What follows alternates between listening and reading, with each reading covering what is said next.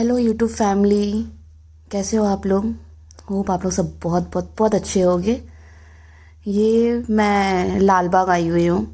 मैं बैंगलोर में रहती हूँ। तो इस पार्क को लाल बाग कहते हैं। हाँ। तो ये मतलब यहाँ पे फ्लावर शो होते हैं, जो भी लगा हुआ है फ्लावर शो, तो वही देखने के लिए आए हैं, जो बैंगलोर को रिप्रेजेंट कर रहा है, उसकी खूबसूरती को रिप्रेजेंट कर रहा है। और अच्छा नेचर व्यू भी है। मॉर्निंग में तो वॉक करने के लिए 6 o'clock 5:30 6:30 अगर आप यहाँ पे वॉक करने के लिए आते हो, तब तो इतना अच्छा ब्रिज ब्लो होता है कि माइंड ब्लोइंग है। सो जैसे कि फ्लावर शो लगा है, तो ये भी मतलब काउंटर बनाए हुए हैं एंट्री के लिए, जहाँ आपको पे करके फिर आगे एंट्री कर सकते हो आप। तो एंट्रेंस के लिए यहाँ पे आपको टिकट लेना होगा। सो वहाँ से टिकट लेने के बाद यहाँ सिक्योरिटी चेकिंग है, और उसके बाद फिर घूमेंगे। ऐसे आप आम दिनों में आओगे तो आपको टिकट लेने की ज़रूरत नहीं है, पर ये 15 डेज़ के लिए फ्लावर शो लगा है, इसलिए एंट्रेंस फ़ी देना ज़रूरी है। और एडल्ट का फ़ी है 75 रुपीज़, एंड चिल्ड्रन का आपका एंट्रेंस आपको देना होगा 30 रुपीज़। सो ठीक है, चलिए आगे ब्लॉग में बने रहिए। तो सिक्योरिटी चेकिंग के बाद सबसे पहले हम पहुँचे बोनसाई गार्डन देखने के लिए। ये बोनसाई पार्क का एंट्री गेट है। बोनसाई पार्क, बोनसाई ट्री तो आप जानते ही होंगे आप लोग सब, जो गमले में उगाया जाता है, छोटा सा वृक्ष। और इस तरह का कला को आई थिंक जापानी कला कहते हैं। हाँ, बोनसाई ट्री मतलब अच्छा खासा छोटे से आप गमले में भी उगा सकते हो। और वो मतलब सेम जो फल फूल देना है, या मैंगो एप्पल, ये सब के ट्रीज, सी गमले में इतने बड़े बड़े ट्रीज़ को उगाया गया है। तो एक तरह से ये, जहाँ तक मैं जानती हूँ, मैंने पढ़ा है इसके बारे में, तो ये जापानी कला है, छोटे से जगह में या गमले में वृक्ष को उगाना।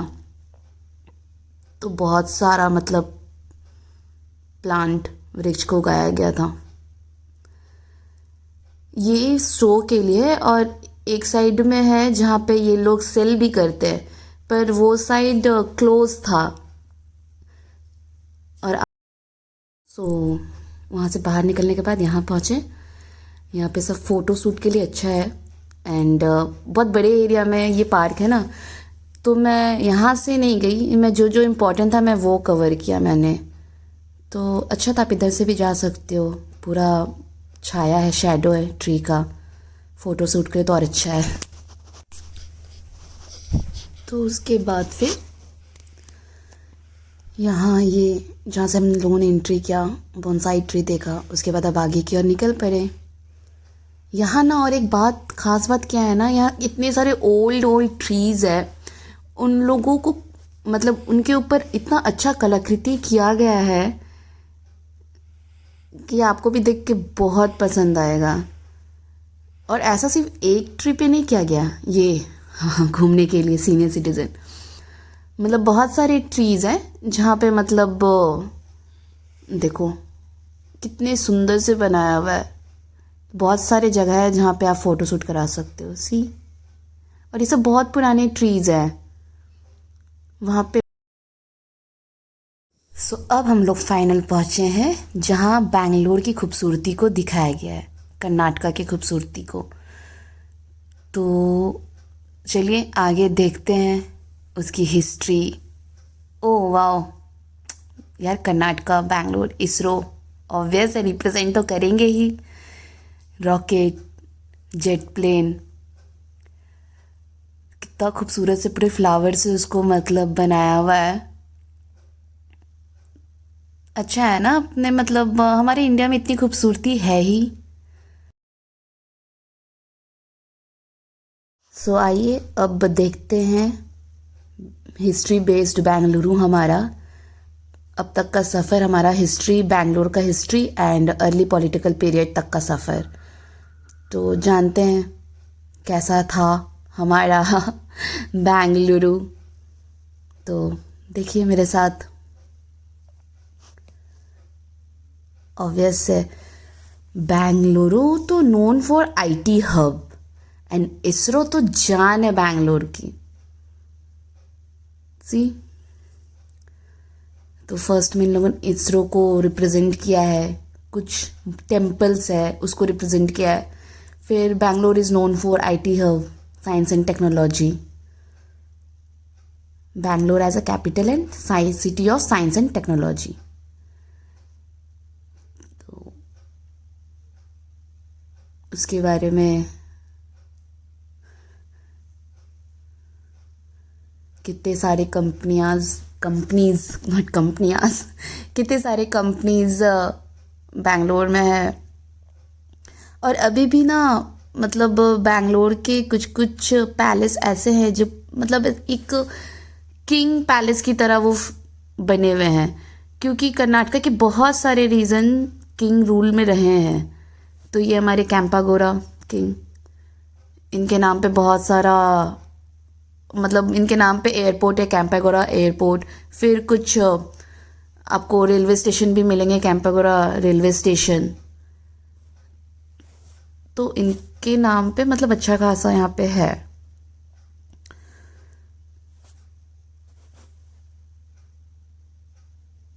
सी उसके बाद फिर ये है Krishna Raja Wodeyar, rule of Mysore warrior.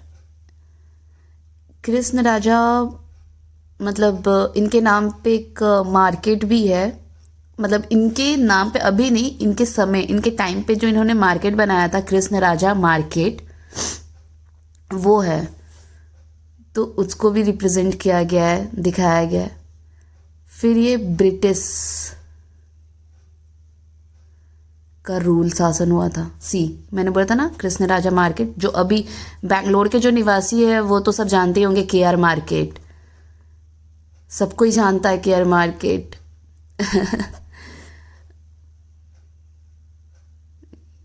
उसके बाद फिर ब्रिटिश शासन लागू हुआ था, तो उनके समय का बनाया हुआ सारा राजभवन,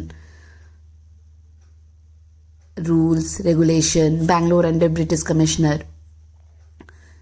तो फिर उसके बाद मतलब ये अच्छे खासे मतलब पूरा टाइम टू टाइम को रिप्रेजेंट किया है यहाँ पे ब्रिटिशर्स। ये सारा मैसूर वॉर बैटल जो ब्रिटिशर्स एंड राजा किंग्स के बीच हुआ था वार। इसके बाद फिर शासन आया टिप्पू सुल्तान एंड ऑल, मुगल शासन आप कह सकते हो, Mughal period kind of. Hyder Ali and Tipu, मोहम्मदी कृष्णराज वॉरियर पीरियड। तो फिर उनके कुछ आपको मिलेंगे पिक्स देखने के लिए। पहले पेंटिंग्स चलती थी ना, अब भी अच्छा है ना, इंस्टेंट क्लिक किया एंड निकाल लिया। पर उस समय कितने पेशेंस थे। Period of Sultanpur and Bijapur Marathas. देखो सारे जितने मतलब किंग्स हैं या ब्रिटिशर्स भी थे जो आपने देखा, मतलब कितने पेशेंस से बैठ करके अपना पेंटिंग बनवाते थे। एंड वो मतलब जो उनकी चित्रकारी भी बनाया करते थे, वो भी कितने पेशेंस से मतलब बैठ करके बनाते थे ना। हमें तो मतलब 1 पिक लिया, 2 पिक लिया, 3 पिक लिया, नहीं समझ में आया, अच्छा नहीं लगा, डिलीट करो फिर नया लो। तो सारा कुछ मतलब वो यहाँ पे रिप्रेजेंट है। ये विजयनगर कैंपागोरा। और सॉरी, उसके बाद फिर यहाँ सोमनाथ टेम्पल। और यहाँ पे मतलब ऐसे बहुत सारे हैं, यहाँ पे इतना सारा आपको टेम्पल देखने मिलेगा। उसकी एक अलग ही मतलब fort and city map of Kempegowda period, एक अलग ही मतलब उसमें इतने अच्छे से मतलब उसको बनाया गया है पहले के टेम्पल्स। तो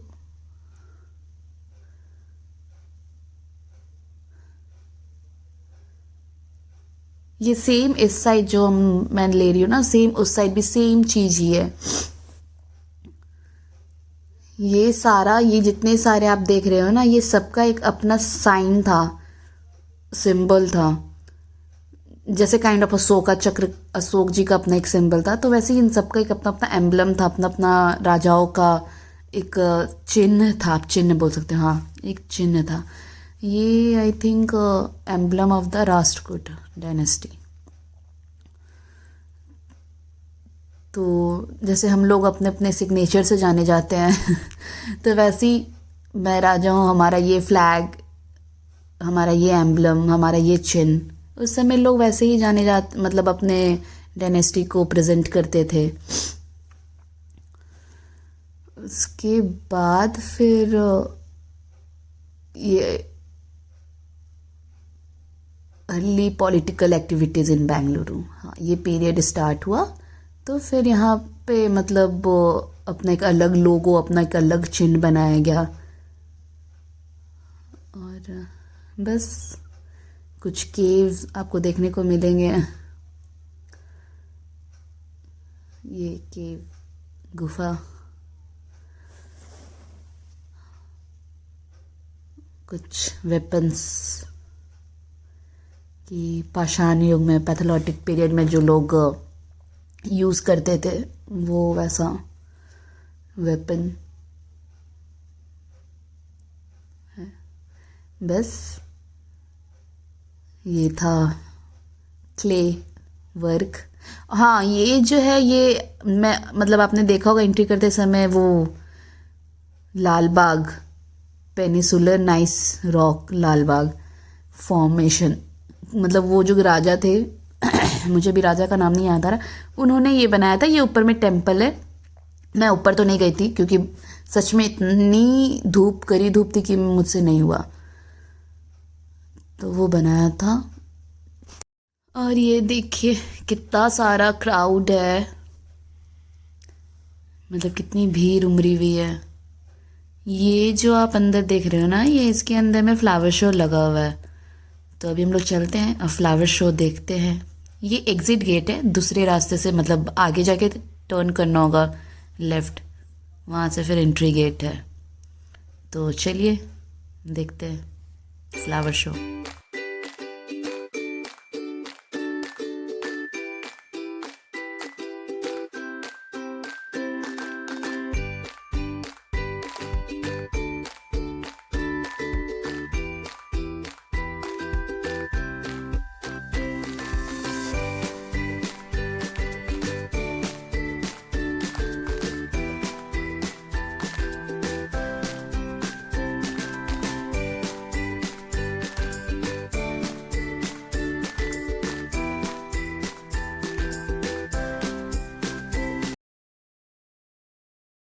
भीड़ देख रहे हो आप, इस साइड से भी है उस साइड से भी है, मतलब सेम चीज़ आपको देखने को मिलेगा।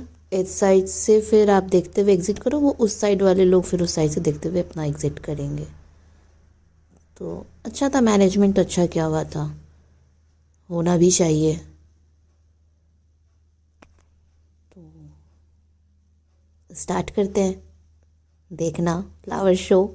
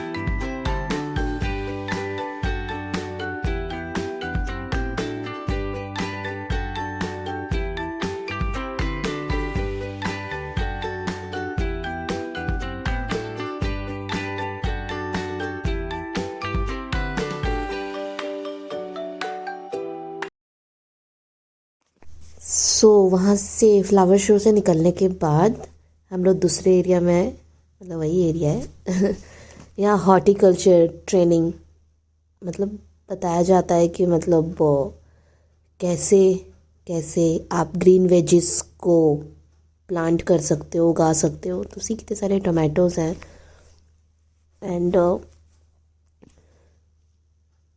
आपको हरी मिर्च की भी देखने को मिलेगी लाइफ में स्पाइसी होना भी ज़रूरी है ना।